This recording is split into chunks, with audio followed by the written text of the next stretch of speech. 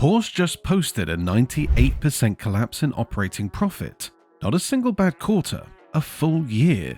The worst since the financial crisis. Profit falling from over 5 billion euros down to 90 million.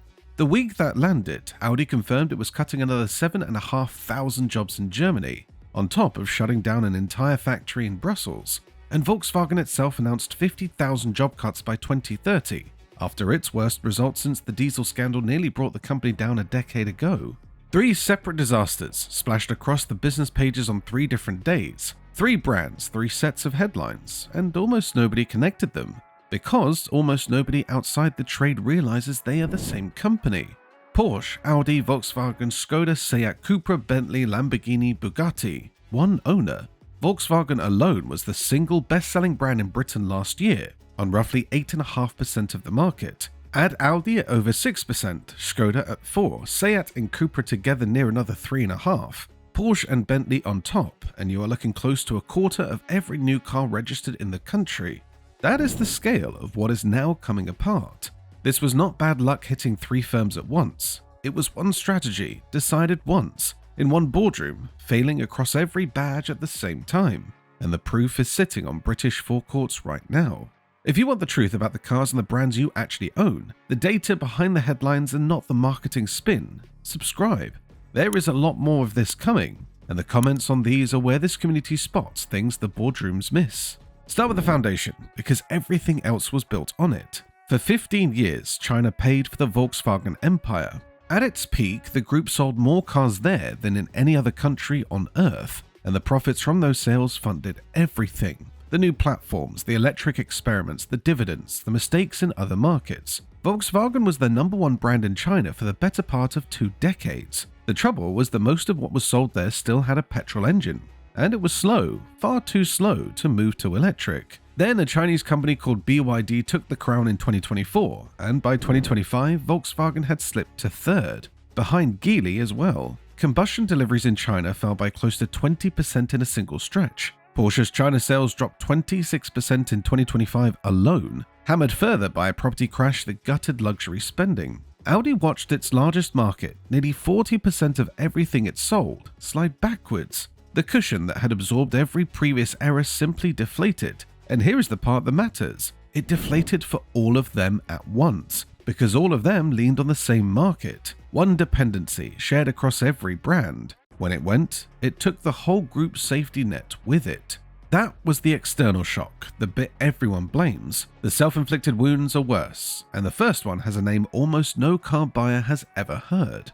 CARIAD. That is the software division Volkswagen built to write the brains for all of its modern cars. One in-house operation meant to supply the screens, the assisted driving, the operating system for Volkswagen, Audi, Porsche, and Bentley alike. One software arm to rule the lot. It was supposed to be the group's great advantage, the shared engine room that would let every brand move fast and cheap.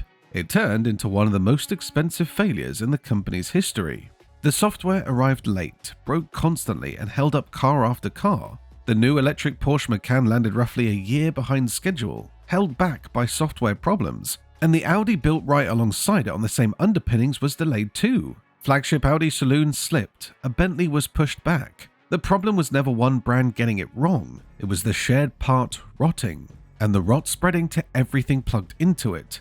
Billions went in. The group eventually took an axe to it, cutting 1,600 jobs from the division by the end of 2025. When the thing meant to connect all your brands becomes the thing breaking all your brands, you do not have a brand problem.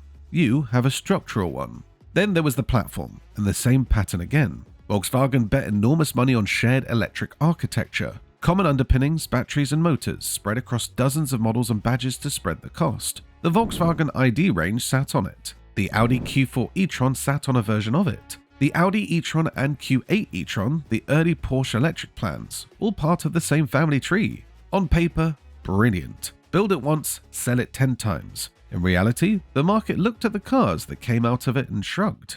The clearest casualty was a factory. The largest private employer in the Belgian capital built one car, the Q8 e-tron electric SUV. Demand for an expensive top-end electric Audi never arrived, so in February 2025, after the unions fought it every step of the way, Audi closed the plant for good.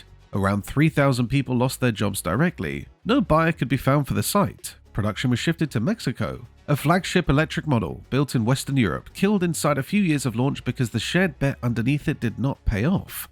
It got worse on the batteries. Porsche had plowed money into its own battery operation and into a Swedish supplier called Northvolt, meant to be Europe's answer to the Asian battery giants.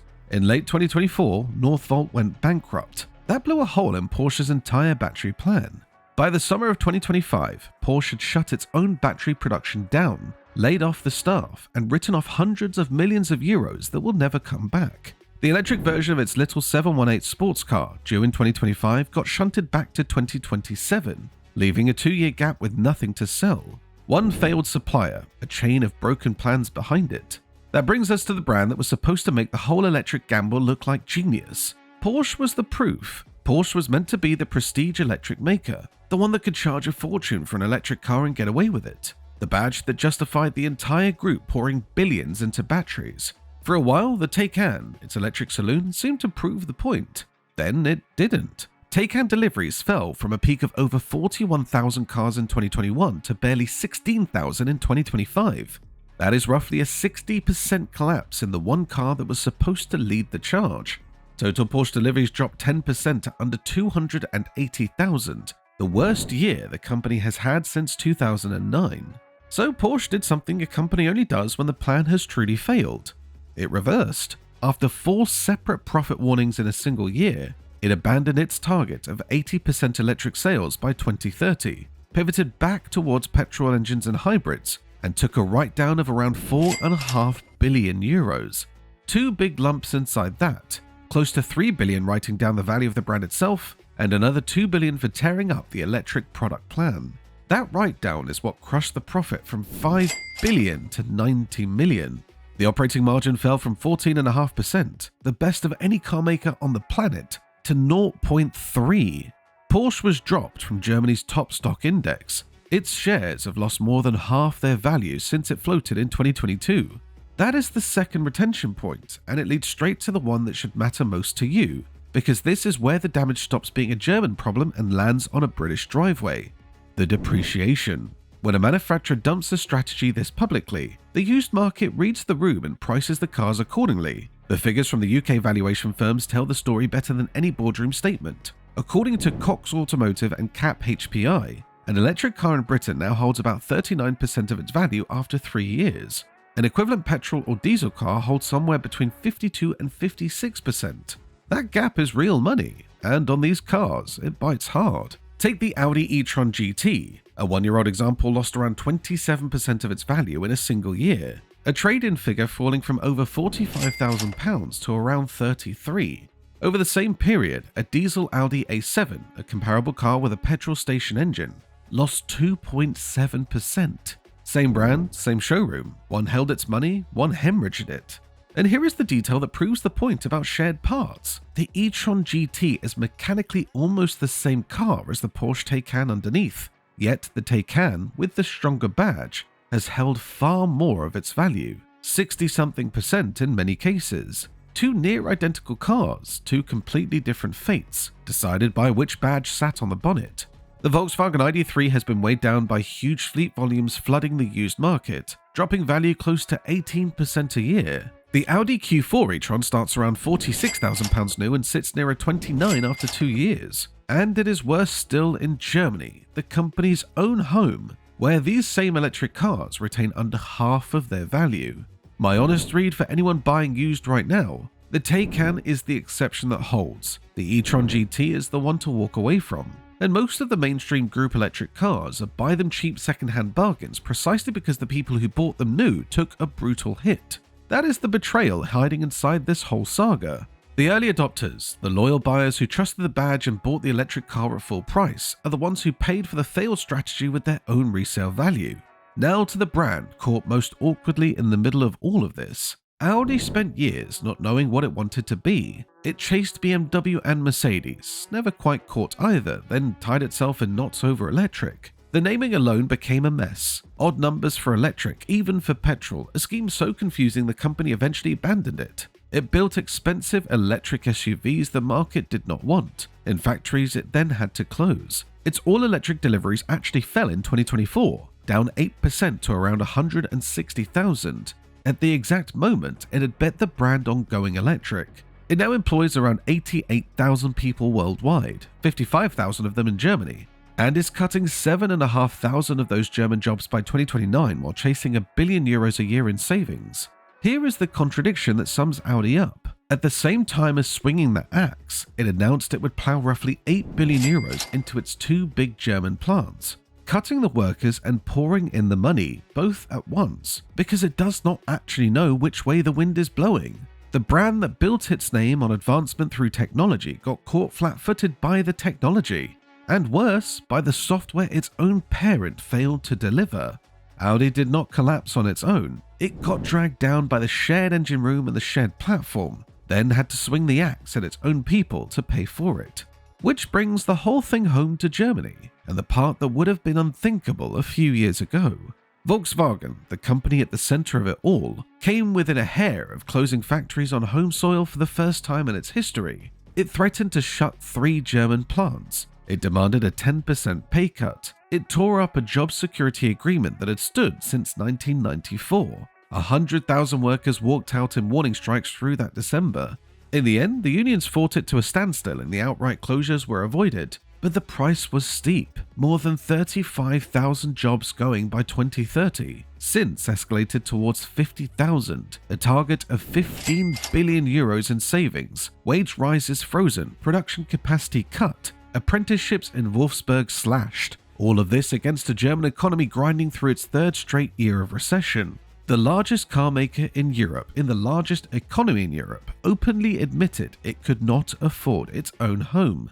That is not a brand getting a model wrong. That is a foundation of German industry cracking in real time. And while it cracked, the people who caused the original problem were busy taking the lunch. The Chinese makers did not just win on price, they won on speed. A traditional German car takes 4 to 5 years to go from first sketch to showroom. Companies like BYD, NIO and Xiaomi do it in around 2. Xiaomi, a phone company, launched its first ever car and broke records with it. These were not cheap copies. They came with better software, smoother phone integration, more convincing assisted driving, and prices that made the German cars look old and overpriced. The humiliation reached its peak when Volkswagen, the company that practically taught the world to mass-produce cars, started leaning on the Chinese firm XPeng to borrow the very technology it could no longer build fast enough itself.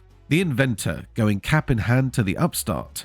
We covered a version of this when a €13,000 car humiliated BMW and Mercedes, and a lot of you in the comments called exactly this, that the Germans had stopped listening to what buyers actually wanted. You were right, and it has only gotten worse. And as China drained the profit from the East, a second front opened in the West. In the spring of 2025, the United States put tariffs on imported cars, 25% at first, later settled at 15%. For a group that builds a large share of its American cars in Europe and ships them across the Atlantic, every one of those percentage points came straight off an already thin margin. Volkswagen blamed these tariffs directly when its operating profit fell 37% in the first quarter of the year. Porsche, which builds everything in Europe and sells heavily into America, took it on the chin too. 2 of the group's 3 biggest markets, China and the United States, turning hostile in the same 12 months. One company exposed on both sides of the world at once, for the simple reason that every brand under it sold to the same 2 places, which leaves the last piece, the one underneath everything else and the most damning of the lot. Look at who actually owns this empire, because it explains the panic. The Volkswagen Group is controlled by Porsche and Piëch family through a holding company, with the German state of Lower Saxony holding a large stake and Qatar holding more. For years, the same man, Oliver Blume, ran both Volkswagen Group and Porsche at the same time. One chief exec, 2 of the biggest jobs in the industry, during the worst crisis either has faced. He has since stepped back from the Porsche role, but the structure tells you the real story. This is a company so large, so tangled, so weighed down by competing owners and political stakes and a workforce it cannot easily cut, that when the strategy went wrong, it could not turn the ship fast enough. The write-downs, the index removal, the halved share price, the 50,000 jobs. Those are not separate problems. They are the sound of one enormous organization discovering it bet the same way on every brand it owned and got it wrong on every one. That is the thing the headlines miss, and it is the only thing worth taking away from this. Porsche, Audi, and Volkswagen did not have 3 separate bad years. They made 3 shared bets, one software arm, one electric platform, one market in China, and all 3 failed together because they were never really separate to begin with. 5 badges, 1 decision, 1 fall. For you, the person who might be looking at one of these cars on a forecourt, that cuts 2 ways. The new electric ones took the hit, which means the used ones are cheap, and a sensible second-hand Taycan or ID is a genuine bargain bought with someone else's depreciation. But think hard before you spend £40,000 on a brand new one, because the resale figures are telling you, in pounds and pence, that the market does not yet trust where this company is going.